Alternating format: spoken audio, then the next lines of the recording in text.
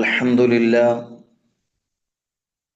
الحمد لله الذي أنزل آيات بينات وفصلها صورا وآيات، وصلى الله على نبينا محمد وعلى آله ومن تبعهم بإحسان حتى الممات. أعوذ بالله من الشيطان الرجيم. يا أيها الذين آمنوا اتقوا الله حق تقاته ولا تموتن إلا وأنتم مسلمون، والذين يؤتون ما آتوا وقلوبهم وجلة أنهم إلى ربهم راجعون، أولئك يسارعون في الخيرات وهم لها سابقون. رب اشرح لي صدري ويسر لي أمري واحلل عقدة من لساني يفقه قولي. ആദരണീയരായ ഈ ഒരു വിജ്ഞാന സദസ്സിന്റെ പിന്നിൽ പ്രവർത്തിച്ചു കൊണ്ടിരിക്കുന്ന ഉമ്മമാരെ, സഹോദരിമാരെ, പണ്ഡിതകളെ, ശബ്ദം കേട്ടുകൊണ്ടിരിക്കുന്ന പ്രിയപ്പെട്ട ഉമ്മമാരെ, സഹോദരിമാരെ, സർവശക്തനായ അല്ലാഹു സുബ്ഹാനഹു വ തആല നമ്മുടെ ഈ ഒരു കൂടിച്ചേരൽ ഒരു സ്വാലിഹായ അമലായി ഖബൂൽ ചെയ്യുമാറാകട്ടെ. പരിശുദ്ധ റമളാനിന്റെ പടിവാതിൽക്കൽ നിൽക്കുന്ന ഈ ഒരു സന്ദർഭത്തിൽ റമളാനിനെ സ്വീകരിക്കുന്നതിന്റെ ഭാഗമായി വിജ്ഞാന സദസ്സ് സംഘടിപ്പിച്ച് റബ്ബിന് ഇഷ്ടപ്പെടുന്ന മാർഗത്തിലൂടെ ജീവിക്കുവാനുള്ള നമ്മുടെ ഈ പരിശ്രമം അല്ലാഹു നമ്മിൽ നിന്നും ഖബൂൽ ചെയ്യുമാറാകട്ടെ. ഇത്രയേറെ ആളുകൾക്ക് ഈ ഒരു വിജ്ഞാനത്തിന്റെ ഭാഗങ്ങൾ എത്തിച്ചു കൊടുക്കാൻ വേണ്ടി പരിശ്രമിക്കുന്നവർക്ക് അല്ലാഹു അർഹമായ പ്രതിഫലം നൽകുമാറാകട്ടെ എന്നുകൂടെ ഈ ഒരു സമയത്ത് ഓർമ്മപ്പെടുത്തുകയാണ്, പ്രാർത്ഥിക്കുകയാണ്. ഒരു മനുഷ്യൻ തൻ്റെ വീട്ടിലേക്ക് ആവശ്യമായ സാധനങ്ങൾ വാങ്ങുന്നതിനു വേണ്ടി ഒരു സൂപ്പർ മാർക്കറ്റിലേക്ക് പുറപ്പെടുകയാണ്. സൂപ്പർ മാർക്കറ്റിൽ ചെന്ന് അദ്ദേഹത്തിന്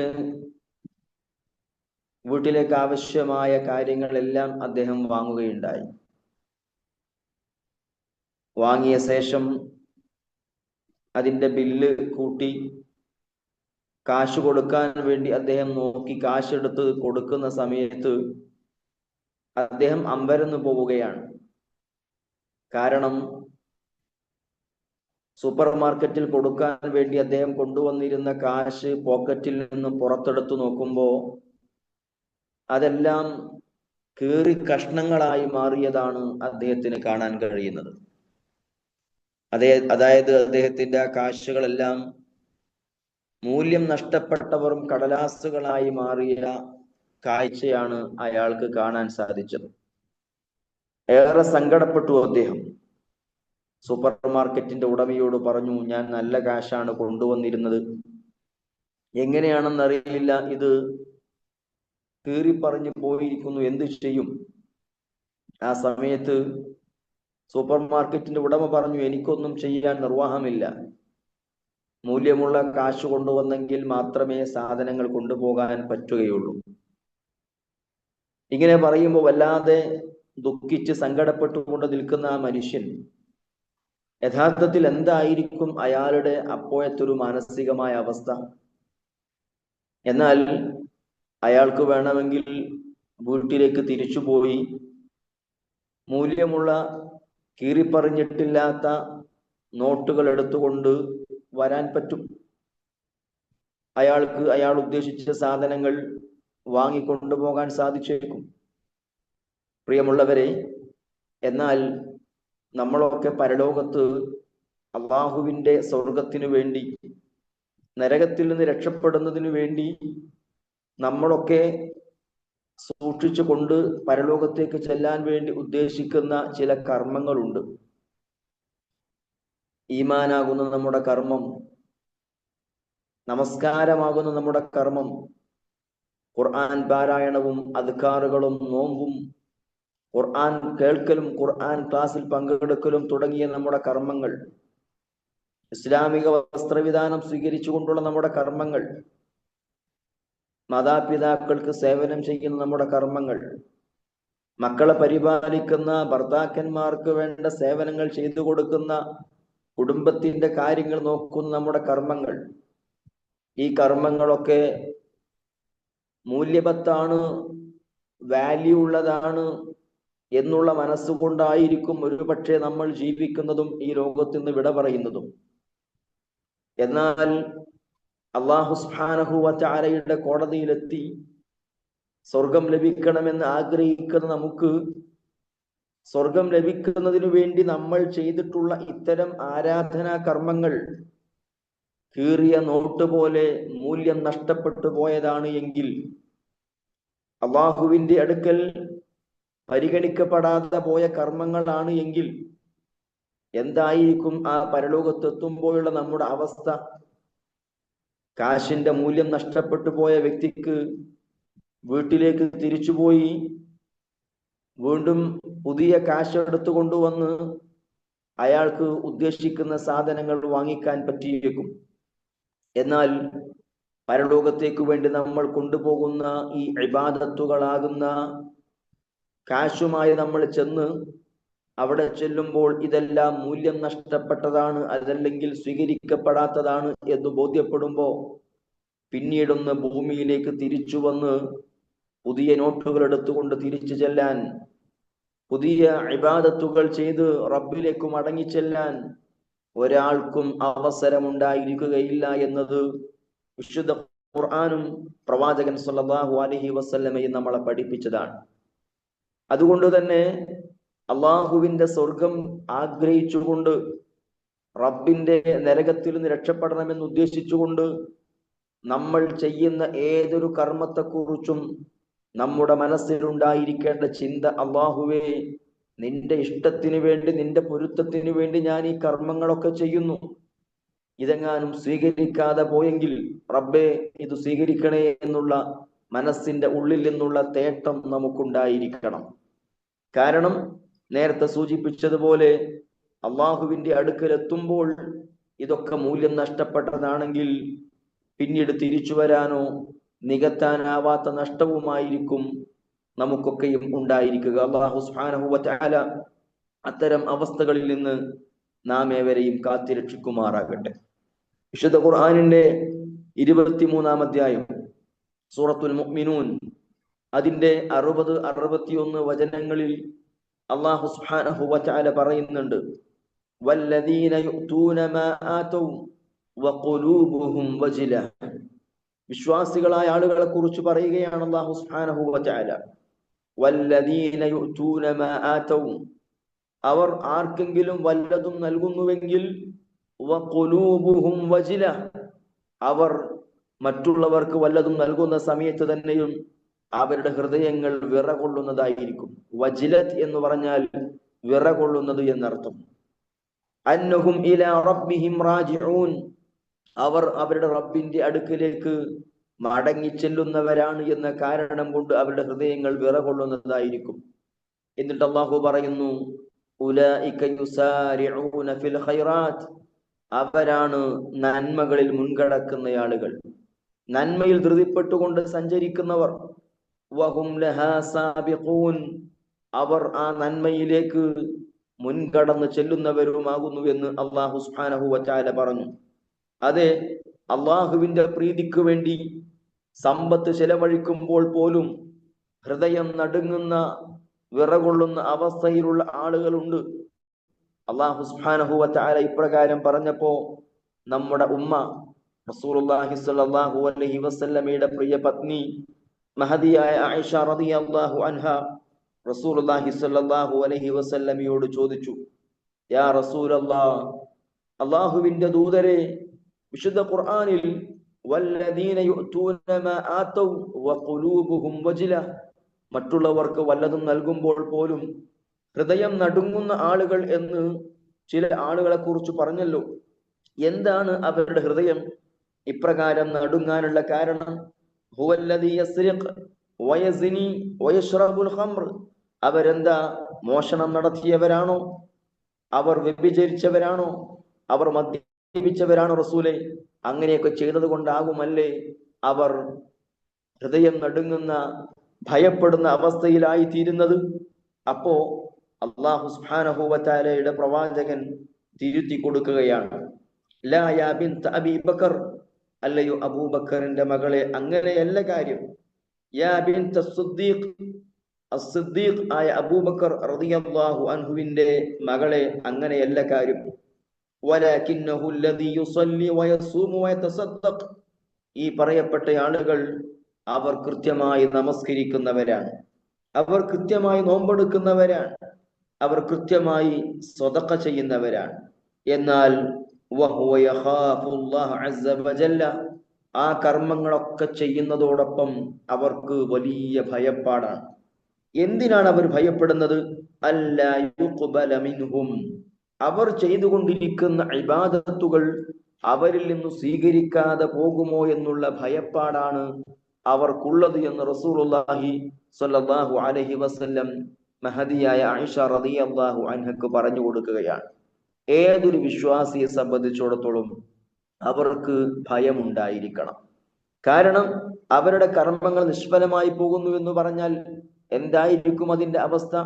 ഒരാൾ നന്നായി പഠിച്ച് രാത്രിയും പകലും ഒക്കെ കഷ്ടപ്പെട്ട് പഠിച്ച് കൃത്യമായി പരീക്ഷയ്ക്ക് അറ്റൻഡ് ചെയ്യുന്നു.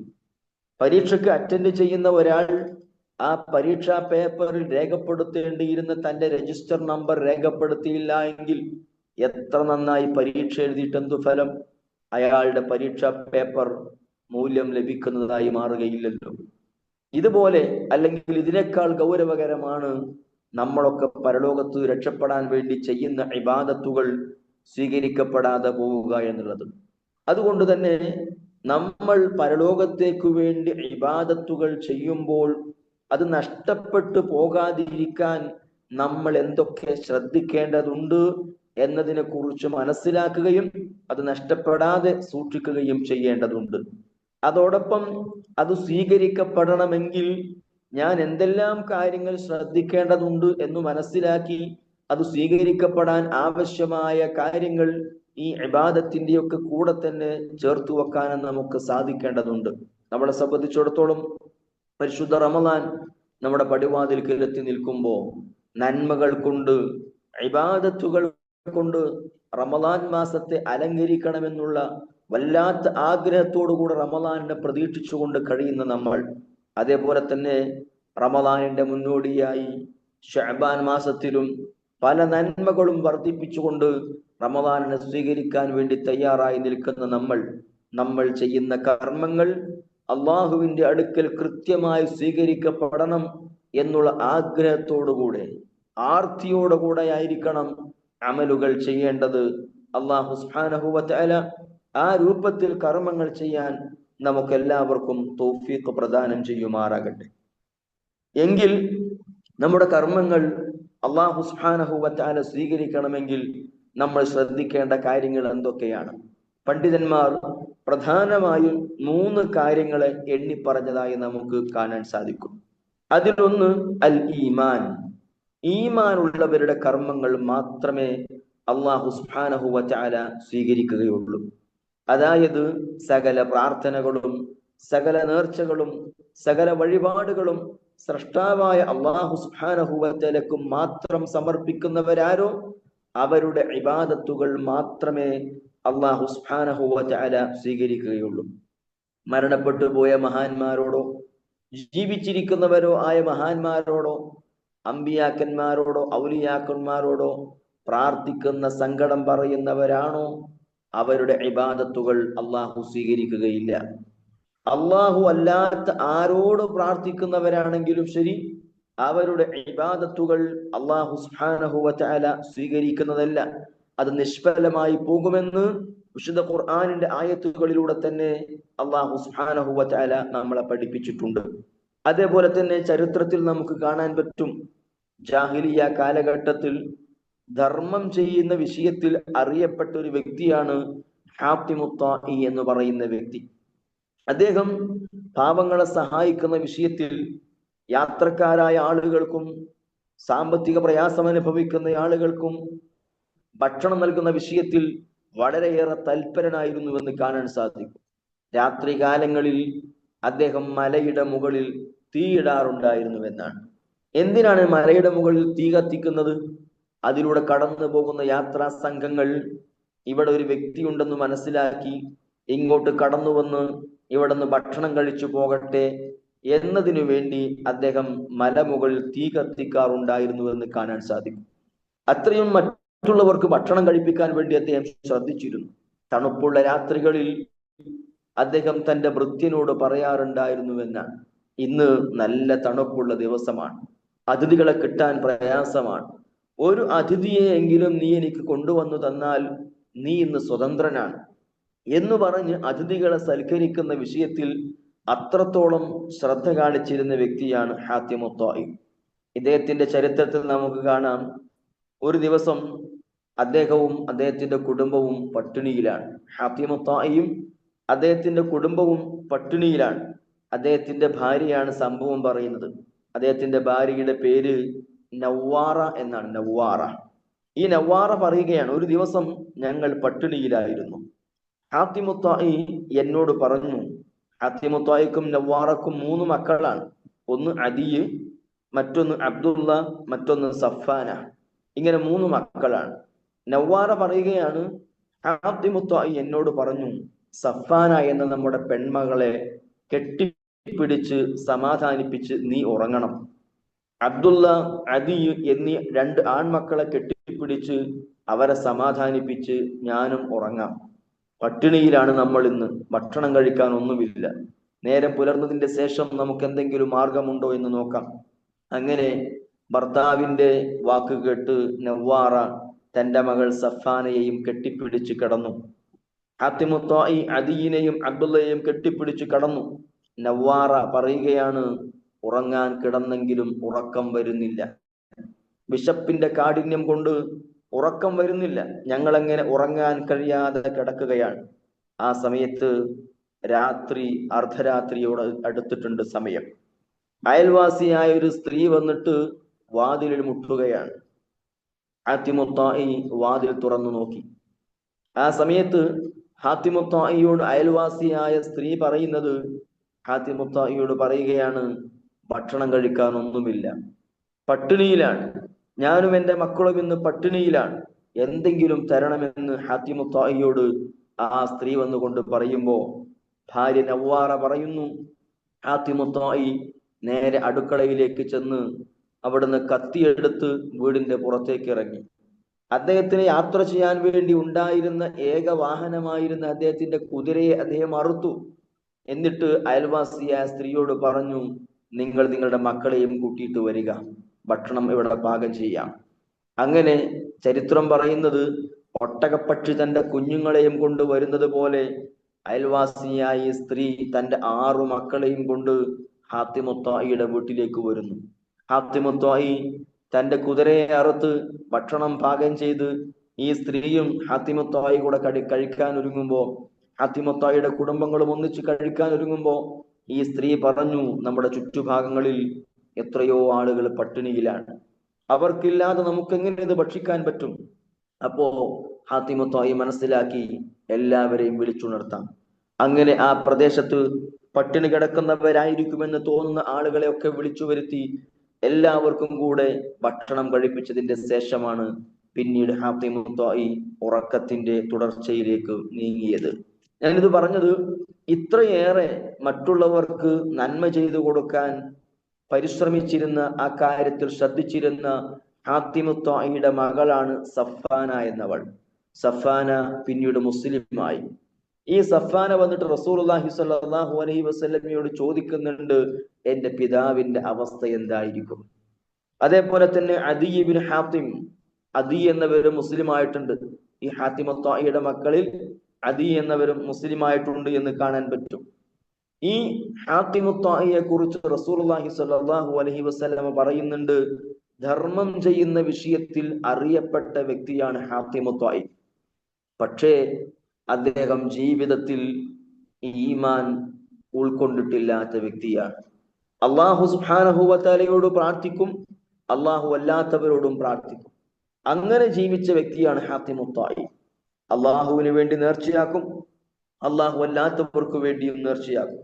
അങ്ങനെ ജീവിച്ച വ്യക്തിയാണ് എന്ന കാരണം കൊണ്ട് തന്നെ ഹാത്തിമു ത്വാഇക്ക് തന്റെ ജീവിതത്തിൽ ചെയ്ത കർമ്മങ്ങളൊക്കെ നിഷ്ഫലമായി പോവുകയാണ് ചെയ്തത്. അള്ളാഹുവിന്റെ അടുക്കൽ ആ കർമ്മങ്ങളൊന്നും മൂല്യവത്തായി ഉണ്ടാവുകയില്ല എന്ന് റസൂലുള്ളാഹി സ്വല്ലല്ലാഹു അലൈഹി വസല്ലം സഗൗരവം ഓർമ്മപ്പെടുത്തി. അതെ, നമ്മൾ ഏതൊരു അമൽ ചെയ്യുന്നുണ്ടെങ്കിലും അള്ളാഹുവിന്റെ അടുക്കൽ അത് സ്വീകരിക്കപ്പെടണമെങ്കിൽ നമ്മൾ ഏകദൈവ വിശ്വാസത്തിലുള്ളവരായിരിക്കണം, തൗഹീദ് മുറുകെ പിടിച്ചുകൊണ്ട് ജീവിക്കുന്നവരായിരിക്കണം, അള്ളാഹുവിനോട് മാത്രം പ്രാർത്ഥിക്കുന്ന, അള്ളാഹുവിനോട് മാത്രം സങ്കടങ്ങൾ പറയുന്നവരായിരിക്കണം. അല്ലെങ്കിൽ കർമ്മങ്ങൾ നിഷ്ഫലമായി പോകും. അതേപോലെ തന്നെ അബൂ ത്വാലിബിന്റെ ചരിത്രം നമുക്കറിയാം.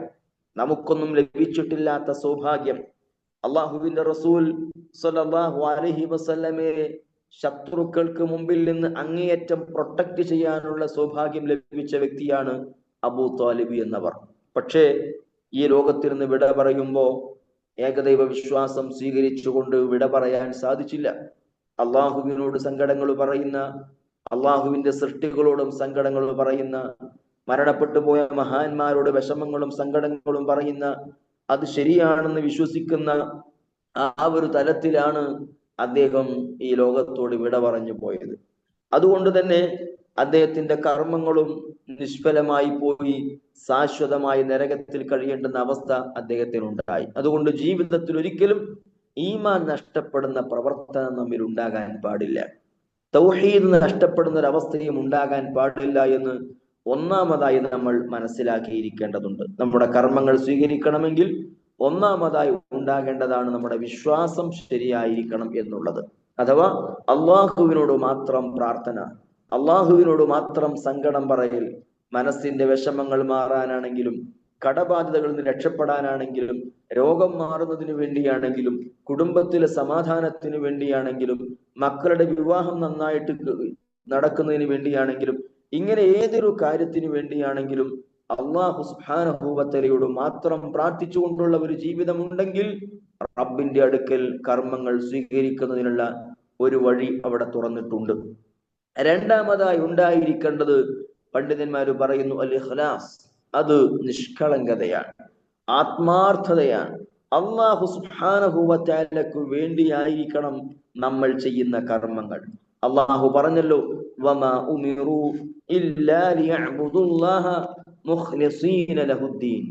അവർ അള്ളാഹുവിന് വേണ്ടി, കീഴ്വണക്കം അള്ളാഹുവിന് വേണ്ടി ആക്കിക്കൊണ്ടല്ലാതെ ഇബാദത്ത് ചെയ്യാൻ കൽപ്പിക്കപ്പെട്ടിട്ടില്ല. അപ്പൊ ജീവിതത്തിൽ നമ്മൾ ചെയ്യുന്ന ഏതൊരു കർമ്മമാണെങ്കിലും ശരി, അള്ളാഹുവിന്റെ തൃപ്തി ആയിരിക്കണം നമ്മൾ ഉദ്ദേശിക്കേണ്ടത്. മറ്റുള്ളവർ കാണാനോ, മറ്റുള്ളവർ അറിയാനോ, മറ്റുള്ളവരുടെ അംഗീകാരം ലഭിക്കാനോ, മറ്റുള്ളവരുടെ പ്രോത്സാഹനത്തിനു വേണ്ടി ഒരിക്കലും ഒരു ഇബാദത്തും നമ്മൾ ചെയ്യരുത്. അങ്ങനെ നമ്മൾ ചെയ്യുക വഴി ആ കർമ്മത്തിന്റെ സ്വീകാര്യത നഷ്ടപ്പെട്ടു പോകുമെന്നതാണ് റസൂലുള്ളാഹി സ്വല്ലല്ലാഹു അലൈഹി വസല്ലമ നമ്മളെ പഠിപ്പിക്കുന്നത്. അതുകൊണ്ട് പൂർണ്ണമായും അള്ളാഹുവിന് വേണ്ടി ഇബാദത്തുകൾ ചെയ്യാൻ നമുക്ക് പറ്റണം. മഹാനായ അബ്ദുല്ലാഹ് ഇബ്നു മുബാറക് റഹ്മഹുല്ലാ അദ്ദേഹം പറയുകയുണ്ടായി, റബ്ബ അമലിൻ സഗീരിൻ തുഅദ്ദിമുഹു നിയ്യ വറബ്ബ അമലിൻ കബീരിൻ തുസഗ്ഗിറുഹു നിയ്യ. എത്ര ലളിതമായ കർമ്മങ്ങളാണ് നീയത്ത് നന്നായി എന്നതിന്റെ പേരിൽ മഹത്വരമായി മാറിയത്. എത്ര വലിയ കർമ്മങ്ങളാണ് നീയത്ത് മോശമായതിന്റെ പേരിൽ നിഷ്ഫലമായി പോയത് എന്ന് അബ്ദുല്ലാഹ് ഇബ്നു മുബാറക് റഹ്മഹുല്ലാ നമ്മൾ ഓർമ്മപ്പെടുത്തുകയാണ്. ചെയ്യുന്ന കർമ്മം വളരെ ചെറുതായിരിക്കാം, ഒരു നായക്ക് വെള്ളം കൊടുത്തതായിരിക്കാം, പക്ഷേ അത് പാപങ്ങൾ പൊറുക്കപ്പെടാനും സ്വർഗപ്രവേശനത്തിനും കാരണമായി തീർന്നു എന്ന് പറയുമ്പോൾ എത്രമേൽ ഉയർന്ന പ്രതിഫലമാണ് ലഭിച്ചത്. സാമ്പത്തികമായും ശാരീരികമായും ബുദ്ധിമുട്ടുകൾ സഹിച്ചുകൊണ്ട് ഒരാൾ ചെയ്യുന്ന ഹജ്ജിലൂടെ ആളുകൾ തന്നെ ഹാജി എന്ന് വിളിക്കണം എന്നതാണ് അയാൾ ഉദ്ദേശിച്ചതെങ്കിൽ എന്ന കർമ്മമാണ് അദ്ദേഹം ചെയ്തത്. പക്ഷെ നീയത്ത് മാറിപ്പോയതിന്റെ പേരിൽ അത് നിഷ്ഫലമായി പോകുന്നു. അതുകൊണ്ട് നമ്മുടെ ഇബാദത്തുകളെല്ലാം കറകളഞ്ഞതായിരിക്കണം, പ്യുവറായിരിക്കണം, പൂർണ്ണമായി അല്ലാഹു സുബ്ഹാനഹു വ തആലക്കുള്ളതായിരിക്കണം. അതാണ് ഇഖ്ലാസ് എന്ന് പറയുന്നത്. ഖുർആനിൽ ഈ ഇഖ്ലാസ് എന്ന് ഉൾപ്പെടുന്ന ഒരു പ്രയോഗം നടത്തിയതായി നമുക്ക് കാണാൻ സാധിക്കും. വിശുദ്ധ ഖുർആനിലെ സൂറത്തുൻ നഹ്ലിന്റെ 66-ാമത്തെ വചനത്തിൽ അല്ലാഹു സുബ്ഹാനഹു വ തആല പറയുന്നുണ്ട്, വ ഇന്ന ലകും ഫിൽ അൻആമി ലഇബ്റ, തീർച്ചയായും നിങ്ങൾക്ക് കന്നുകാലികളിൽ ഗുണപാഠമുണ്ട്. നുസ്ഖീകും മിമ്മാ ഫീ ബുതൂനിഹി മിൻ ബൈനി ഫറത്തിൻ വദമിൻ ലബനൻ ഖാലിസൻ സായിഗൻ ലിശ്ശാരിബീൻ. അല്ലാഹു സുബ്ഹാനഹു വ തആല പറഞ്ഞു, നിങ്ങൾക്ക് കന്നുകാലികളിൽ ഗുണപാഠമുണ്ട്. അവയുടെ ഉദരങ്ങളിൽ നിന്ന് ചാണകത്തിനും രക്തത്തിനും ഇടയിൽ നിന്ന് നിങ്ങൾക്ക് നാം പാല്, ശുദ്ധമായ പാല് കുടിക്കാൻ തരുന്നു. ലബനൻ ഖാലിസൻ എന്നാണ് അവിടെ അല്ലാഹു സുബ്ഹാനഹു വ തആല ഉപയോഗിച്ചത്. ഇവിടെ ഖാലിസൻ എന്ന് പറയുമ്പോൾ ചാണകത്തിന്റെയും രക്തത്തിന്റെയും ഇടയിൽ കൂടെയാണ് ആ പാല് വരുന്നത് എങ്കിലും ആ പാലിന്റെ നിറം ശുദ്ധമായ വെളുത്ത നിറമാണ്. രക്തത്തിന്റെ കലർപ്പോ ചാണകത്തിന്റെ രുചിയോ ഗന്ധമോ ഒന്നുമില്ലാത്ത, ഒരു കലർപ്പുമില്ലാത്തത് എന്നർത്ഥം. ഇപ്രകാരമായിരിക്കണം നമ്മുടെ ഇബാദത്തുകൾ, ഒരു കലർപ്പുമില്ലാത്തതായിരിക്കണം. മറ്റുള്ളവർ കാണാൻ, മറ്റുള്ളവർ അറിയാൻ, മറ്റുള്ളവരുടെ പ്രശംസക്ക് ഇങ്ങനെയുള്ള ഒരു കലർപ്പുമില്ലാതെ പൂർണ്ണമായും പ്യുവറായി അള്ളാഹുവിന്റെ ഇഷ്ടത്തിനു വേണ്ടി മാത്രം എന്നുള്ള ആ ഒരു മനസ്ഥിതിയോടുകൂടെ കർമ്മങ്ങൾ ചെയ്യാൻ സാധിക്കുന്നുവെങ്കിൽ മാത്രമായിരിക്കും നമ്മുടെ കർമ്മങ്ങൾ അള്ളാഹുവിന്റെ അടുക്കൽ സ്വീകരിക്കപ്പെടുക എന്ന് നമ്മൾ മനസ്സിലാക്കേണ്ടതുണ്ട്. മഹാനായ റസൂലുള്ളാഹി സ്വല്ലല്ലാഹു അലൈഹി വസല്ലം 3 ആളുകളെ കുറിച്ച് നമ്മോട് പറഞ്ഞല്ലോ. ആരാണ് ആ 3 ആളുകൾ? നാളെ പരലോകത്ത് 3 ആളുകളെ കൊണ്ടുവരപ്പെടും. അവർ കൃത്യമായി അവരുടെ ജീവിതത്തിൽ പ്രവർത്തനങ്ങൾ ചെയ്തവരാണ്. അതിലൊന്ന് ആരാണ്? ഒന്ന് ഒരു പണ്ഡിതനാണ്. ആ പണ്ഡിതനോട് ചോദിക്കും, താങ്കൾ ഒരുപാട് അറിവ് നേടിയില്ലേ? താങ്കൾക്ക് ഞാൻ പല കാര്യങ്ങളും പഠിപ്പിച്ചു തന്നില്ലേ? അതിനൊക്കെ പകരമായി താങ്കൾ എന്ത് ചെയ്തു? അദ്ദേഹം പറയും, ഞാൻ പഠിച്ച കാര്യങ്ങൾക്കനുസരിച്ച് ഞാൻ മറ്റുള്ളവർക്ക് പലതും പകർന്നു കൊടുത്തിട്ടുണ്ട്. ഖുർആൻ പഠിച്ചിരുന്നു, ആ ഖുർആൻ ഞാൻ മറ്റുള്ളവർക്ക് പഠിപ്പിച്ചു കൊടുത്തിട്ടുണ്ട്. നിന്റെ ഇഷ്ടത്തിന് വേണ്ടി ഞാൻ അതൊക്കെയും ചെയ്തിട്ടുണ്ട്. അപ്പോൾ ആ വ്യക്തിയോട് പറയപ്പെടും, കദബ്ത, താങ്കൾ പറഞ്ഞത് കള്ളമാണ്. താങ്കൾ നന്നായി ഖുർആൻ പാരായണം ചെയ്യുന്ന ഒരാളാണ് എന്ന് മറ്റുള്ളവർ പറയുന്നതിന് വേണ്ടിയല്ലേ നിങ്ങൾ ഖുർആൻ പാരായണം ചെയ്തിരുന്നത്? നിങ്ങളൊരു പണ്ഡിതനാണെന്ന് പറയാൻ വേണ്ടിയല്ലേ നിങ്ങൾ മറ്റുള്ളവർക്ക് വിജ്ഞാനം പകർന്നു കൊടുത്തിരുന്നത് എന്ന് അവരോട് പറയപ്പെടുകയും ആ വ്യക്തിയെ മുഖം കുത്തി വലിച്ച് നരകത്തിലിടാൻ ആവശ്യപ്പെടുകയും ചെയ്യും. അയാൾ ഖുർആൻ പാരായണം ചെയ്യാത്തത് കൊണ്ടല്ല, നന്നായി ഖുർആൻ പാരായണം ചെയ്തിരുന്നു. അദ്ദേഹത്തിന്റെ അറിവ് മറ്റുള്ളവർക്ക് പകർന്നു കൊടുത്തിരുന്നു. ഒരുപാട് വിജ്ഞാനം മറ്റു പലർക്കും ലഭിച്ചിട്ടുണ്ട്. പക്ഷേ അത് ചെയ്തു കൊടുത്തപ്പോൾ അദ്ദേഹത്തിന്റെ മനസ്സിൽ ആളുകൾ എന്നെ കുറിച്ച് ഇവർക്ക് അത്യാവശ്യം അറിവുള്ള ആളാണല്ലോ എന്ന് പറയണം എന്നതായിരുന്നു മനസ്സിലുണ്ടായിരുന്നത്. അതുകൊണ്ട് തന്നെ ആ കർമ്മങ്ങൾ സ്വീകരിക്കപ്പെടാതെ പോയി എന്നതാണ് നബി സല്ലല്ലാഹു അലൈഹി വസല്ലം പഠിപ്പിക്കുന്നത്. മറ്റൊരാൾ ആരാണ്? അയാൾ അള്ളാഹുവിന്റെ മാർഗത്തിൽ യുദ്ധം ചെയ്യുന്നവരുടെ കൂടെ നിന്നുകൊണ്ട് പോരാടിയ വ്യക്തിയാണ്. ആ വ്യക്തിയോട് ചോദിക്കും, താങ്കളുടെ ആയുസ്സിൽ താങ്കൾ എനിക്ക് വേണ്ടി എന്തു ചെയ്തു? അയാൾ പറയും, റബ്ബേ, ഞാൻ നിന്റെ ഇഷ്ടത്തിനു വേണ്ടി യുദ്ധം ചെയ്ത് രക്തസാക്ഷിയായി. അദ്ദേഹത്തോടും അള്ളാഹു പറയും, കദബ്ത, താങ്കൾ പറഞ്ഞത് കള്ളമാണ്.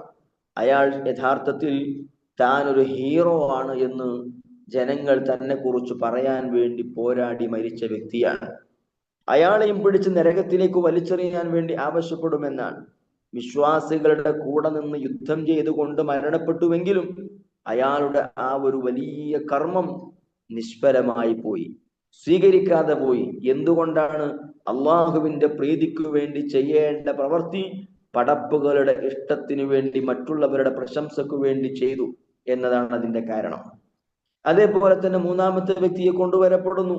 അയാൾക്ക് ധാരാളം സമ്പത്ത് അല്ലാഹു നൽകിയിരുന്നു. അയാളോട് ചോദിക്കും, ഈ സമ്പത്തുകൾ കൊണ്ട് നീ എനിക്ക് വേണ്ടി എന്ത് ചെയ്തു? അയാൾ പറയും, ഞാൻ നിന്റെ മാർഗത്തിൽ ഒരുപാട് സ്വതക്ക ചെയ്തിട്ടുണ്ട് റബ്ബേ. അള്ളാഹു പറയും, താങ്കൾ പറഞ്ഞത് കളവാണ്, താങ്കൾ ഒരു വലിയ ധർമ്മിഷ്ഠനാണെന്ന് ആളുകൾ നിങ്ങളെ കുറിച്ച് പറയാൻ വേണ്ടിയല്ലേ നിങ്ങൾ പണം കൊടുത്തതും മറ്റുള്ളവരെ സഹായിച്ചതും എന്ന് പറഞ്ഞുകൊണ്ട് അയാളെയും പിടിച്ചു വലിച്ച് നരകത്തിലിടാൻ ആവശ്യപ്പെടുമെന്നതാണ്. പ്രിയമുള്ളവരെ, നമ്മൾ ആലോചിക്കേണ്ടത് ഇവർ 3 വിഭാഗം ആളുകളും ചെയ്ത പ്രവർത്തനം നമ്മളൊക്കെ ചെയ്തുകൊണ്ടിരിക്കുന്ന പ്രവർത്തനമാണ്. യുദ്ധം ചെയ്യുക എന്ന് പറഞ്ഞാൽ നമുക്ക് മുമ്പിൽ ഇപ്പോൾ അവസരങ്ങളില്ല. എന്നാൽ മറ്റു കർമ്മങ്ങൾ നമുക്ക് വെച്ച് നോക്കാം. യുദ്ധം ചെയ്യുക എന്ന് പറയുന്നത് അത്തരമൊരു സാഹചര്യത്തിൽ എത്രമേൽ പ്രാധാന്യമുള്ള കർമ്മമാണ്. അതിനൊരുപാട് പ്രത്യേകതകളുണ്ട്, ഞാൻ അങ്ങോട്ട് കടന്നു പോകുന്നില്ല. എന്നാൽ മറ്റു 2 കർമ്മങ്ങൾ നോക്കൂ. നന്നായി ഖുർആൻ പാരായണം ചെയ്യുക എന്ന് പറയുന്നത്, അള്ളാഹുവിന്റെ ദീൻ പഠിക്കുകയും അത് മറ്റുള്ളവർക്ക് പകർന്നു കൊടുക്കുകയും ചെയ്യുക എന്നത് എത്രമേൽ പ്രതിഫലാർഹമായ കാര്യമാണ്. അതേപോലെ തന്നെ പാവപ്പെട്ടവരെ സഹായിക്കുക, ധർമ്മം ചെയ്യുക എന്നതൊക്കെ എത്രമേൽ പുണ്യം കിട്ടുന്ന കാര്യമാണ്. പക്ഷേ നീയത്ത് മാറിപ്പോയതിന്റെ പേരിൽ, അള്ളാഹുവെ നിനക്ക് വേണ്ടി, നിന്റെ ഇഷ്ടത്തിനു വേണ്ടി എന്നുള്ള ആ ചിന്ത മാറിപ്പോയതിന്റെ പേരിൽ അവരുടെ കർമ്മങ്ങളും നിഷ്ഫലമായി പോയി. ഇവിടെ 2 കാര്യങ്ങൾ പറഞ്ഞുവെന്നേ മാത്രം, 2-3 കാര്യങ്ങൾ പറഞ്ഞുവെന്ന് മാത്രം. നമ്മുടെയൊക്കെ ജീവിതത്തിൽ നമ്മൾ ചെയ്യുന്ന ഏതൊരു ഇബാദത്താകട്ടെ, ഈവൻ നമ്മൾ പള്ളിയിലേക്ക് പ്രവേശിച്ചു, പള്ളിയിലേക്ക് കയറി ചെന്നപ്പോ പള്ളിയുടെ അകത്തൊരു പല്ലിക്കാട്ടം ഉണ്ടായിരുന്നു, പല്ലിയുടെ കാഷ്ടമുണ്ട്. നമ്മളൊരു പേപ്പർ എടുത്തിട്ട് ആ പല്ലിയുടെ കാഷ്ടം എടുത്ത് പുറത്തേക്ക് കളയുമ്പോ അപ്പൊ നമ്മുടെ മനസ്സിൽ വരികയാണ്, ആളുകൾ നിന്ന് കാണുന്നുണ്ടല്ലോ, ആളുകൾ നമ്മൾ ശ്രദ്ധിക്കുന്നുണ്ട് എന്ന് കാണുമ്പോ അതിന്റെ പേരിൽ ഒരു ഉൾപ്പുളകം നമുക്ക് ഉണ്ടാകുന്നുണ്ടോ? നമ്മുടെ കർമ്മം നിഷ്ഫലമായി പോകുന്നത് നമ്മൾ ഭയപ്പെടണം.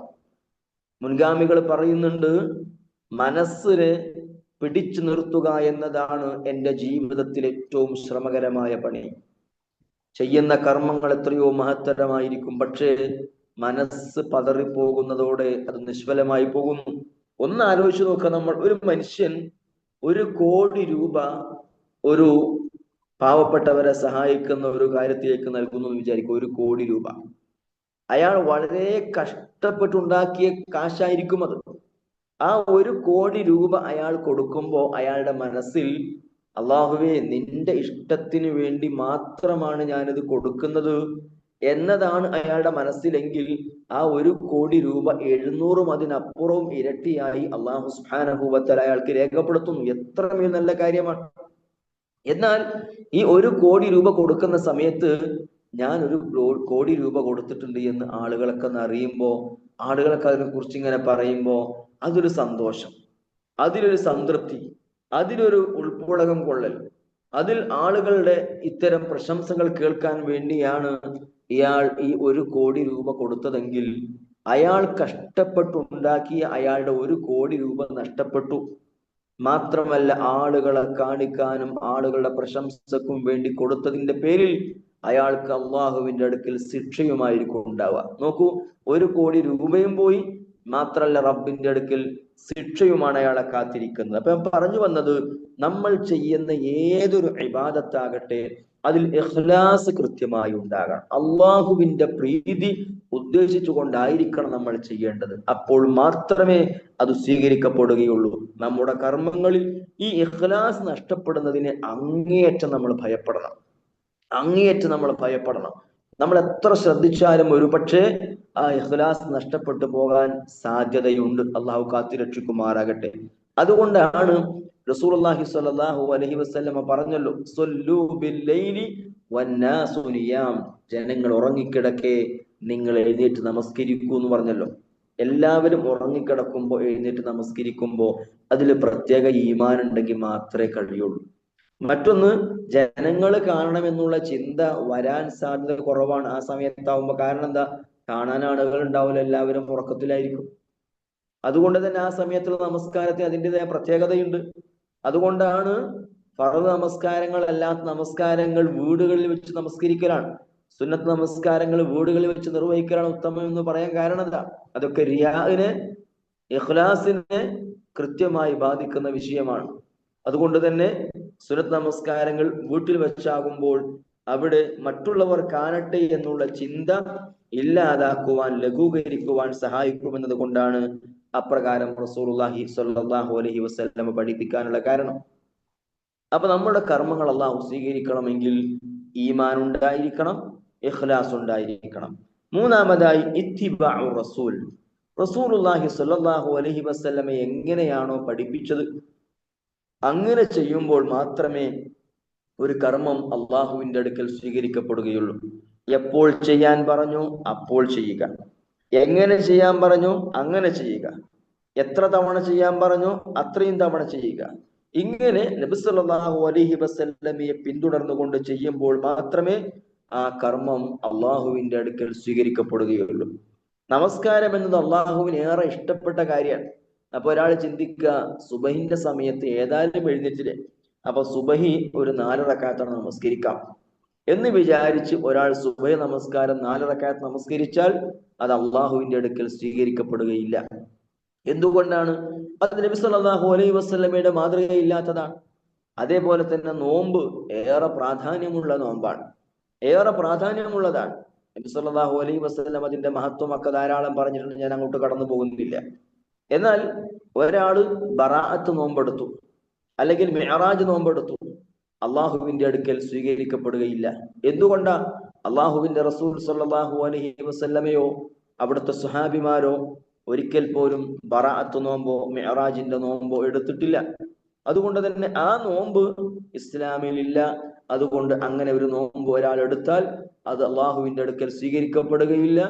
മാത്രമല്ല, ഇസ്ലാമിലില്ലാത്ത ഒരു കാര്യം ഇബാദത്തായി അയാൾ ഉദ്ദേശിച്ചുകൊണ്ട് ചെയ്തതിന്റെ പേരിൽ അയാൾക്ക് ശിക്ഷയുമായിരിക്കും ഉണ്ടാവുക എന്നതാണ് ഇസ്ലാം പഠിപ്പിക്കുന്നത്. അതുകൊണ്ട് ജീവിതത്തിൽ കൃത്യമായി ഓരോ കാര്യങ്ങളും നബി സല്ലല്ലാഹു അലൈഹി വസല്ലമ ചെയ്തതിനനുസരിച്ചു കൊണ്ടായിരിക്കണം. നബി സല്ലല്ലാഹു അലൈഹി വസല്ലം എന്ത് വിശ്വസിച്ചു അത് വിശ്വസിക്കുക, എന്ത് വിശ്വസിക്കരുതെന്ന് പറഞ്ഞു അത് വിശ്വസിക്കാതിരിക്കുക, എന്ത് ചെയ്തോ അത് ചെയ്യുക, എന്ത് ചെയ്യാതിരുന്നോ അത് ചെയ്യാതിരിക്കുക. അതാണ് നബി സല്ലല്ലാഹു അലൈഹി വസല്ലമയെ പിന്തുടരുക എന്ന് പറഞ്ഞാൽ. ഒരിക്കൽ 3 ആളുകൾ റസൂലുള്ളാഹി സ്വല്ലല്ലാഹു അലൈഹി വസല്ലമയുടെ വീട്ടിൽ വന്ന സംഭവം നമുക്കറിയാം. അവർ വന്ന സമയത്ത് നബി സല്ലല്ലാഹു അലൈഹി വസല്ലമ അവിടെ ഉണ്ടായിരുന്നില്ല. മഹദിയായ ആയിഷ റളിയല്ലാഹു അൻഹയോട് അവർ ചോദിച്ചു, നബി സല്ലല്ലാഹു അലൈഹി വസല്ലമയുടെ ജീവിതം എങ്ങനെയാണ്?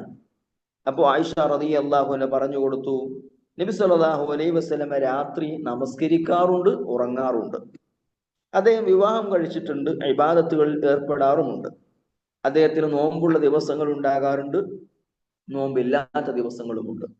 ഈ കടന്നു വന്ന 3 ആളുകളും അവിടുന്ന് പറഞ്ഞു, നബി സല്ലല്ലാഹു അലൈഹി വസല്ലമക്ക് അങ്ങനെയൊക്കെ മതി. കാരണം വരാനിരിക്കുന്നതും കഴിഞ്ഞു പോയതുമായ സകല പാപങ്ങളും പൊറുക്കപ്പെട്ട വ്യക്തിയാണ്. പക്ഷെ നമുക്കത് പോരാ, നമുക്ക് അങ്ങനെ പോരാ.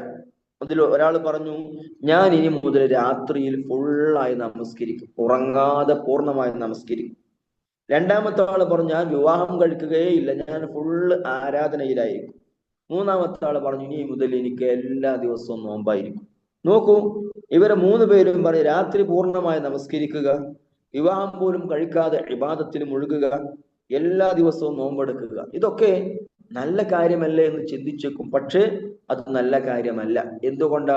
നബി സല്ലല്ലാഹു അലൈഹി വസല്ലമ ഇവരോട് പറഞ്ഞു, ഞാൻ രാത്രിയിൽ ഉറങ്ങാറുണ്ട്, നമസ്കരിക്കാറുണ്ട്, വിവാഹം കഴിച്ചിട്ടുണ്ട്, ഞാൻ ആരാധനാ കർമ്മങ്ങളിൽ മുഴുകാറുണ്ട്, ഞാൻ എനിക്ക് നോമ്പുള്ള ദിവസങ്ങളും ഉണ്ടാകാറുണ്ട്, നോമ്പില്ലാത്ത ദിവസങ്ങളും ഉണ്ടാകാറുണ്ട്. മൻ റഗിബ അൻ സുന്നതി ഫലൈസ മിന്നി, എന്റെ ചര്യയോട് ആരാണോ അനിഷ്ടം കാണിക്കുന്നത് അവൻ എന്നിൽപ്പെട്ടവനല്ല. നബി സല്ലല്ലാഹു അലൈഹി വസല്ലമ ചെയ്തതിനപ്പുറം ചെയ്യാൻ പാടില്ല എന്നർത്ഥം. അപ്പൊ ചെയ്യുന്ന ഏതൊരു കർമ്മവും നബി സല്ലല്ലാഹു അലൈഹി വസല്ലമയെ പിന്തുടർന്നു കൊണ്ടായിരിക്കണം. അതുകൊണ്ടാണല്ലോ ഫർദ് നമസ്കാര ശേഷം നമ്മുടെ പള്ളികളിൽ ഇമാമ ദുആ ചെയ്യുകയും മഅ്മൂമിങ്ങൾ ആമീൻ പറയുകയും ചെയ്യുന്ന രീതി നമ്മൾ ചെയ്യുന്നില്ല. എന്തുകൊണ്ടാ? നബി സല്ലല്ലാഹു അലൈഹി വസല്ലം അങ്ങനെ ചെയ്തിട്ടില്ല. നമ്മുടെ കുടുംബത്തിൽ ഒരാൾ മരണപ്പെട്ടാൽ അന്നേ ദിവസം മയ്യത്തിന്റെ അടുക്കൽ വെച്ചുകൊണ്ട് അൽ ഫാത്തിഹ എന്ന് പറഞ്ഞു ഒരാൾ ദുആ ചെയ്യുകയും മറ്റുള്ളവർ ആമീൻ പറയുകയും ചെയ്യുന്ന കാര്യം നമ്മൾ ചെയ്യുന്നില്ല. എന്തുകൊണ്ടാ? നബി സല്ലല്ലാഹു അലൈഹി വസല്ലം അങ്ങനെ ചെയ്തിട്ടില്ല. അതിനർത്ഥം മരണപ്പെട്ടവർക്ക് വേണ്ടി ദുആ ചെയ്യണ്ട എന്നല്ല, നമസ്കാര ശേഷം ദുആ ചെയ്യാൻ പാടില്ല എന്നല്ല. അവിടെയൊക്കെ ഓരോരുത്തരും വ്യക്തിപരമായി ദുആ ചെയ്യുക. അതാ റസൂലുള്ളാഹി സ്വല്ലല്ലാഹു അലൈഹി വസല്ലമയും സ്വഹാബത്തും പഠിപ്പിച്ചത്. ഒരു വ്യക്തി മരണപ്പെട്ടതിന്റെ 3-ന്റെ അന്നോ 7-ന്റെ അന്നോ 14-നോ 40-നോ ആണ്ടിനോ പ്രത്യേകിച്ച് ഒരു ദിക്റോ ഒരു സ്വലാത്തോ പ്രത്യേക ദുആ മജ്ലിസോ നമ്മൾ ഉണ്ടാക്കാറില്ല. എന്തുകൊണ്ട്? നബി സല്ലല്ലാഹു അലൈഹി വസല്ലമയും സ്വഹാബത്തും ചെയ്തിട്ടില്ല എന്നതുകൊണ്ട് തന്നെ. ഇപ്രകാരം ജീവിതത്തിൽ മരണപ്പെട്ടവർക്ക് വേണ്ടി പ്രാർത്ഥിക്കാൻ നബി സല്ലല്ലാഹു അലൈഹി വസല്ലം പഠിപ്പിച്ചില്ല. അതിനർത്ഥം മരണപ്പെട്ടവർക്ക് വേണ്ടി പ്രാർത്ഥിക്കണ്ട എന്നല്ല, മറിച്ച് ഏത് സമയത്ത് നമ്മൾ മരണപ്പെട്ടവർക്ക് വേണ്ടി പ്രാർത്ഥിക്കുന്നുവോ അത് റബ്ബ് സുബ്ഹാനഹു വ തആല സ്വീകരിക്കും. നമ്മൾ കൃത്യമായി നമ്മുടെ കുടുംബത്തിൽ മരണപ്പെട്ടവർക്ക് വേണ്ടി രാത്രിയിലും പകലിലും നമസ്കാര ശേഷവും അല്ലാത്തപ്പോഴൊക്കെ നമ്മൾ അവർക്ക് വേണ്ടി പ്രാർത്ഥിച്ചു കൊണ്ടേയിരിക്കണം. അല്ലാഹു സുബ്ഹാനഹു വ തആല നമ്മളുടെ മരണപ്പെട്ടവർക്കൊക്കെ മഗ്ഫിറത്തും റഹ്മത്തും നൽകുമാറാകട്ടെ. ഞാൻ അവസാനിപ്പിക്കുകയാണ്. അപ്പൊ ഏതൊരു കർമ്മം നമ്മൾ ചെയ്യുമ്പോഴും ഇത്തിബാഉർ റസൂൽ, നബി സല്ലല്ലാഹു അലൈഹി വസല്ലമയെ പിന്തുടരുക എന്നതുകൂടെ ഉണ്ടാകുമ്പോഴാണ് കർമ്മങ്ങൾ സ്വീകരിക്കപ്പെടുന്നത്. മാത്രമല്ല നമ്മൾ ശ്രദ്ധിക്കേണ്ട മറ്റൊരു കാര്യം, നബി സല്ലല്ലാഹു അലൈഹി വസല്ലമ പറയുന്നുണ്ട്, നമ്മുടെ നാടുകളിലൊക്കെ എത്രയോ സ്ത്രീകൾ ജ്യോത്സ്യന്മാരെ സമീപിക്കുന്നവരാണ്, കണക്ക് നോട്ടക്കാരെ സമീപിക്കുന്നവരാണ്. നബി സല്ലല്ലാഹു അലൈഹി വസല്ലമ പറഞ്ഞു, മൻ അത അറാഫൻ ഔ കാഹിനൻ ഫസഅലഹു അൻ ഷൈഇൻ ലം തുഖ്ബൽ ലഹു സ്വലാത 40 ലൈല. ആരെങ്കിലും ഒരു കണക്ക് നോട്ടക്കാരനെ സമീപിച്ചാൽ, ഒരു ജ്യോത്സ്യനെ സമീപിച്ചാൽ, എന്നിട്ട് അവരോട് എന്തെങ്കിലും ചോദിച്ചാൽ, ആ ചോദിച്ചതിന്റെ പേരിൽ, അവർ പറഞ്ഞതിനെ വിശ്വസിക്കണമെന്നൊന്നുമില്ല, ആ ചോദിച്ചതിന്റെ പേരിൽ മാത്രം അവരുടെ 40 ദിവസത്തെ ഒരു നമസ്കാരവും അല്ലാഹു സുബ്ഹാനഹു വ തആല സ്വീകരിക്കുകയില്ലെന്ന് റസൂലുള്ളാഹി സ്വല്ലല്ലാഹു അലൈഹി വസല്ലം നമ്മളെ പഠിപ്പിച്ചു. അതുകൊണ്ട് ജീവിതത്തിൽ ഇത്തരം കണക്ക് നോട്ടക്കാരെ സമീപിക്കുകയില്ല എന്ന് തീരുമാനിക്കാൻ പറ്റണം. ജ്യോത്സ്യന്മാരെ സമീപിക്കുകയില്ല എന്ന് തീരുമാനിക്കാൻ നമുക്ക് പറ്റണം. അങ്ങനെയൊക്കെ ചെയ്യുമ്പോൾ മാത്രമേ നമ്മുടെ കർമ്മങ്ങൾ അള്ളാഹുവിന്റെ അടുക്കൽ സ്വീകരിക്കപ്പെടുകയുള്ളൂ. അതല്ല എങ്കിൽ നമ്മൾ കുറെ ചെയ്തിട്ടുണ്ട് എന്നുള്ള ആ ഒരു വിശ്വാസത്തിലായിരിക്കും നമ്മൾ അള്ളാഹുവിന്റെ മുമ്പിലേക്ക് ചെല്ലുന്നത്. പക്ഷെ അവിടെ ചെല്ലുമ്പോൾ ഇതൊക്കെയും നിഷ്ഫലമാണെങ്കിൽ എന്തായിരിക്കും നമ്മുടെ അവസ്ഥ? അള്ളാഹു നമ്മളെ കാത്തിരക്ഷിക്കുമാറാകട്ടെ. അള്ളാഹുവിന്റെ പ്രീതിക്ക് വേണ്ടി നമ്മൾ കർമ്മങ്ങൾ ചെയ്യുന്നതോടൊപ്പം അവ നഷ്ടപ്പെട്ടു പോകാതിരിക്കാൻ ഷിർക്കിൽ നിന്നും അതേപോലെ തന്നെ റിയാഇൽ നിന്നും നിഫാഖിൽ നിന്നുമൊക്കെ കൃത്യമായി മാറി നിന്ന് ഇത്തിബാഉർ റസൂലോട് കൂടെ കർമ്മങ്ങൾ ചെയ്യുന്നതോടൊപ്പം ആത്മാർത്ഥമായി നമ്മൾ അള്ളാഹുവിനോട് പ്രാർത്ഥിക്കുക. ഇബ്രാഹിം അലൈഹിസ്സലാത്തു വസ്സലാമും മകൻ ഇസ്മായിൽ അലൈഹിസ്സലാത്തു വസ്സലാമും അള്ളാഹുവിന്റെ കൽപ്പന പ്രകാരം പരിശുദ്ധ കഅബാലയം പണിത ശേഷം അവർ പ്രാർത്ഥിച്ചത് ഖുർആനിൽ അള്ളാഹു നമുക്ക് പഠിപ്പിച്ചു തരുന്നുണ്ട്. റബ്ബനാ തഖബ്ബൽ മിന്നാ ഇന്നക അൻതസ് സമീഉൽ അലീം വതുബ് അലൈനാ ഇന്നക അൻതത് തവ്വാബുർ റഹീം. അവരന്ന് പ്രാർത്ഥിച്ചത് അവർക്ക് വേണ്ടിയാണ്, അതോടൊപ്പം നമുക്കുള്ള പാഠം കൂടി അതിലുണ്ട് എന്നതുകൊണ്ട് ആ പ്രാർത്ഥന പ്രത്യേകം അള്ളാഹു ഖുർആനിലൂടെ നമ്മളെ പഠിപ്പിച്ചു. അതുകൊണ്ട് ഏതൊരു ഇബാദത്ത് നമ്മൾ ചെയ്യുന്നുണ്ടെങ്കിലും ശരി, അതൊക്കെ സ്വീകരിക്കാൻ വേണ്ടി അള്ളാഹുവിനോട് നമ്മൾ പ്രാർത്ഥിക്കണം. ഈമാനോടുകൂടെ ചെയ്യുന്നതോടൊപ്പം, ഇഖ്ലാസോടുകൂടെ ചെയ്യുന്നതോടൊപ്പം, ഇത്തിബാഉർ റസൂലോട് കൂടെ ചെയ്യുന്നതോടൊപ്പം അവയൊക്കെ സ്വീകരിക്കുന്നതിനു വേണ്ടി ആത്മാർത്ഥമായി നമ്മൾ അല്ലാഹു സുബ്ഹാനഹു വ തആലയോട് പ്രാർത്ഥിക്കുകയും ചെയ്യുക. റബ്ബ് സുബ്ഹാനഹു വ തആല സൂറത്ത് ഹൂദിന്റെ 115-ാമത്തെ വചനത്തിൽ നമ്മോട് പറയുന്നുണ്ട്, വസ്ബിർ ഫഇന്നല്ലാഹ ലാ യുളീഉ അജ്റൽ മുഹ്സിനീൻ. ക്ഷമിക്കുക നിങ്ങൾ, തീർച്ചയായും അല്ലാഹു സുബ്ഹാനഹു വ തആല മുഹ്സിനീങ്ങളുടെ, അള്ളാഹുവിന്റെ പ്രീതി ആഗ്രഹിച്ചുകൊണ്ട് ചെയ്യുന്നവരുടെ ഒരു കർമ്മവും അള്ളാഹു നിഷ്ഫലമാക്കി കളയുകയില്ല എന്ന് അള്ളാഹു സുബ്ഹാനഹു വ തആല നമ്മെ സന്തോഷ വാർത്ത അറിയിച്ചിട്ടുണ്ട്. മാത്രമല്ല, ഫമൻ യഅമൽ മിത്ഖാല ദർറത്തിൻ ഖൈറൻ യറ വമൻ യഅമൽ മിത്ഖാല ദർറത്തിൻ ശർറൻ യറ. ഒരു അണുവിന്റെ തൂക്കം നമ്മൾ നന്മ ചെയ്തിട്ടുണ്ടെങ്കിലും ശരി, അതൊന്നും നഷ്ടപ്പെട്ടു പോകാതെ പരലോകത്ത് നമുക്ക് ലഭിക്കും. നമ്മൾ ഈ പറഞ്ഞ നിബന്ധനകളൊക്കെ പാലിച്ച് ഈമാനും ഇഖ്ലാസും ഇത്തിബാവും ഒക്കെ കാത്തു സൂക്ഷിച്ചുകൊണ്ടാണ് നമ്മുടെ ആരാധനാ കർമ്മങ്ങൾ നമ്മൾ നിർവഹിച്ചിട്ടുള്ളത് എങ്കിൽ അതൊക്കെ നമുക്ക് റബ്ബിന്റെ അടുക്കൽ പ്രയോജനം ചെയ്യും. അല്ലെങ്കിൽ നമുക്കത് നിഷ്ഫലമായി പോകുന്നതിന് നമ്മൾ ഭയപ്പെടേണ്ടതുണ്ട്. മാത്രമല്ല, നമ്മൾ മനസ്സിലാക്കേണ്ട മറ്റൊരു കാര്യം, നമ്മൾ ഈ പറയുന്ന നിബന്ധനകളൊക്കെ പാലിച്ചുകൊണ്ട് ചെയ്യുന്ന ഇബാദത്തുകൾ തന്നെ, ഒരു നമസ്കാരം നമ്മൾ എടുക്കുക. ഇന്നിപ്പോ ഇശാ നമസ്കാരം നമ്മൾ നിർവഹിച്ചു. ഈമാനും ഇഖ്ലാസും ഇത്തിബാഉം റസൂലോട് കൂടെയാണ് നമ്മൾ ആ നമസ്കാരം നിർവഹിച്ചത്. എങ്കിലും ആ നമസ്കാരത്തിന് 100-ൽ എത്ര മാർക്ക് നമുക്ക് ലഭിച്ചിട്ടുണ്ടാകും? എത്ര മാർക്ക് നമുക്ക് ലഭിച്ചിട്ടുണ്ടാവും? നമ്മൾ ആ നമസ്കാരത്തിന് തക്ബീർ കെട്ടിയ ശേഷം എവിടെയൊക്കെയോ സഞ്ചരിച്ചിട്ടുണ്ടാവും. ഒരു 50 മാർക്കൊക്കെ ഒരു പക്ഷെ നമുക്കത് ലഭിച്ചിട്ടുണ്ടാവുകയുള്ളൂ. അങ്ങനെ നമുക്ക് നമ്മൾ ജീവിതത്തിൽ ചെയ്തിട്ടുള്ള ഇബാദത്തുകളൊക്കെ ഫിൽട്ടർ ചെയ്ത് എത്ര മാത്രമേ റബ്ബിന്റെ കോടതിയിൽ എത്തുമ്പോൾ ഉണ്ടാവുള്ളൂ? എത്ര കുറച്ചു മാത്രമേ ഉണ്ടാവുള്ളൂ? വളരെ കുറച്ചായിരിക്കും നമ്മളുടെയൊക്കെ കർമ്മങ്ങളുടെ ഫലങ്ങൾ. അള്ളാഹു സുബ്ഹാനഹു വ തആല വർദ്ധിപ്പിച്ചു തരുമാറാകട്ടെ. നമ്മൾ ഓരോരുത്തരും ശ്രദ്ധിക്കേണ്ടത് വളരെ കുറച്ചു മാത്രമേ ഒരുപക്ഷെ നമ്മുടെ കർമ്മങ്ങളുടെ ഫലങ്ങൾ ഉണ്ടാവുള്ളൂ. അത്രേ നമുക്കൊക്കെ ആത്മാർത്ഥമായി ചെയ്യാൻ പറ്റിയിട്ടുണ്ടാവുള്ളൂ.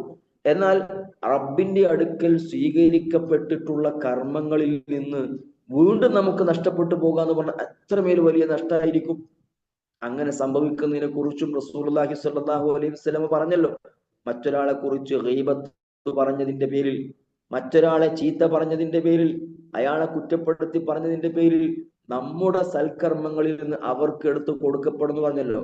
ആ എടുത്തു കൊടുക്കപ്പെടുന്ന ഏതായിരിക്കും? നമ്മൾ ചെയ്ത കർമ്മങ്ങളുടെ കൂട്ടത്തിൽ സ്വീകരിക്കപ്പെട്ട വളരെ കുറച്ച് കർമ്മങ്ങൾ ഒരുപക്ഷെ ഉണ്ടാവുള്ളൂ.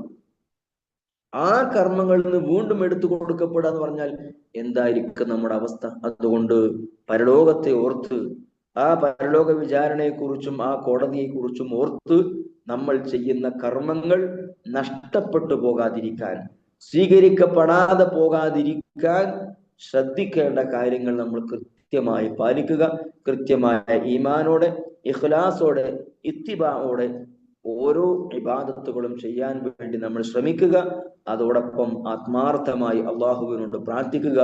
അള്ളാഹു സുബ്ഹാനഹു വ തആല നമുക്കെല്ലാവർക്കും മരണം വരെ അവൻ ഇഷ്ടപ്പെടുന്ന രൂപത്തിൽ ജീവിക്കുവാനും അവന്റെ ഇഷ്ടത്തിലായി തന്നെ മരിക്കുവാനുമുള്ള തൗഫീഖ് പ്രദാനം ചെയ്യുമാറാകട്ടെ.